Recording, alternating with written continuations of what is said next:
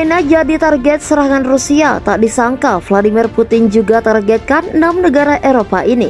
Siap-siap saja jika perang besar terjadi.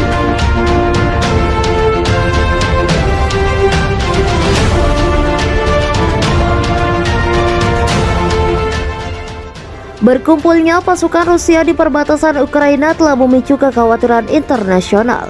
Ini karena mereka khawatir situasi di Rusia itu memicu invasi baru. Namun, rupanya itu bukanlah satu-satunya alasan. Sebab Presiden Rusia Vladimir Putin mungkin juga mengincar negara lain selain Ukraina. Benarkah Presiden Rusia Vladimir Putin hanya menggunakan Ukraina sebagai awal serangan? Pada hari Selasa, Kepala Staf Pertahanan Inggris Laksamana Sir Tony Radakin mengatakan negara lain harus siap menghadapi skenario terburuk. Salah satunya skenario terburuk dalam hal invasi skala penuh yang akan terjadi di Eropa sejak Perang Dunia Kedua. Sebab menurut beberapa analis, negara-negara anggota Uni Eropa yang bukan anggota aliansi militer NATO juga sangat rentan terhadap invasi Rusia. Dilansir dari express.co.uk pada Rabu 15 Desember 2021, ini berarti Austria, Siprus, Finlandia, Irlandia, Malta, dan Swedia semuanya bisa masuk dalam daftar kemungkinan target Rusia. Dari 6 negara itu, Finlandia dan Swedia diyakini menjadi yang sangat rentan. Mikhail Saakashvili, mantan Presiden Georgia dan Ketua Dewan Reformasi Nasional Ukraina saat ini, meramalkan hal ini pada 2019.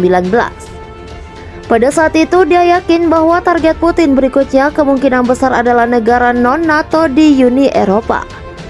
Dugaan itu kemungkinan besar terjadi daripada invasi Rusia ke Ukraina. Saya tidak tahu ini beruntung atau tidak, tapi saya mengenal Putin lebih baik daripada kebanyakan orang, kata Saakashvili. Berdasarkan pengetahuan langsung ini, saya memprediksi arah eskalasi yang berbeda. Saakashvili adalah Presiden Georgia yang menjabat ketika Rusia menginvasi pada 2008. Namun perang antara kedua negara yang tidak pernah benar-benar berakhir ini karena serangan lebih lanjut di Ukraina atau Georgia tidak akan banyak membantu untuk memperkuat posisi Putin. Sebaliknya, dia berkata, target Rusia yang paling mungkin dalam waktu dekat adalah Finlandia atau Swedia. Meskipun keduanya adalah anggota Uni Eropa, namun mereka bukan anggota NATO. Dengan menyerang negara non-NATO, Putin tidak mengambil resiko respon proporsional sesuai dengan pasal 5. Pasal 5 itu tentang klausul pertahanan kolektif NATO yang menyatakan bahwa jika ada anggota NATO yang diserang, itu akan dianggap sebagai serangan terhadap semua dan semua anggota NATO akan membalas. Tapi jika benar Rusia menargetkan negara Eropa, maka bukanlah negara Eropa lainnya akan membalas. Itu tidak sesederhana yang kita pikir, jelas Saakashvili. Jika serangan di tanah Eropa terjadi, ada kemungkinan bahwa anggota NATO akan menawarkan bantuan kepada non-anggota NATO.